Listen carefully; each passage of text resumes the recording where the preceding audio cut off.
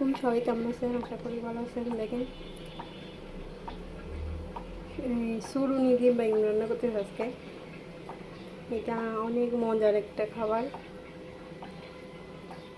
দেখেন এদিকে পেঁয়াজ, রসুন, কাঁচামরিচ, টমেটো কেটে নিয়েছি। এদিকে হচ্ছে শুটকিগুলা পরিষ্কার করার জন্য গরম পানি দিয়ে ধুচ্ছি। ধোয়ার পরে পরিষ্কার হয়ে গেলে এগুলো দিয়ে রান্না করে ফেলবো। এদিকে তেল দিয়ে দিয়েছি গরম হওয়ার জন্য। তেল অলরেডি গরম হয়ে গেছে। এদিকে হচ্ছে শুটকিগুলো ধুয়ে নিচ্ছি ভালো করে। একটু গরম পানি দিচ্ছি তো নরম হয়ে গেছে শুটকিগুলো, বেশি ইয়ে করে ছিঁড়ে যাচ্ছে। এই যে পেঁয়াজগুলো দিয়ে দিচ্ছি সুন্দর করে। তা লাল লাল হয়ে আসছে, এখানে মশলা দিয়ে দেবো।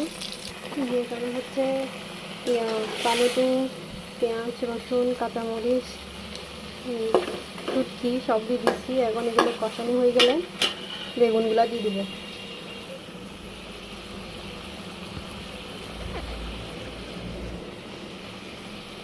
এখানে কালো জিরা দিয়েছি।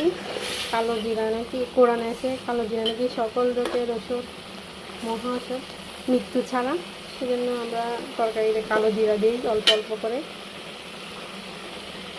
এবার এটা করতে থাকুক, কষা হয়ে গেলে বেগুনগুলো দিয়ে দেবো।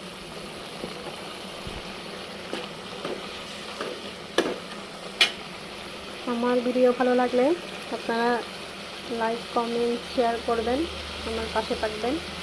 আমার ইউটিউব চ্যানেলটা একটু সাবস্ক্রাইব করবেন। বলখালির মেয়ে টিকটকটা ফলো দিবেন। দেখেন বেগুনগুলো দিয়ে দিচ্ছি। এখন এগুলা ভালো করে কষিয়ে তারপরে ঝোল দিয়ে দেবো। ঝোল বেশি দিব না, অল্প অল্প করে দিব, মাখা মাখা করে। দেখেন বাইরের পরিবেশটা কেমন, খুব সুন্দর।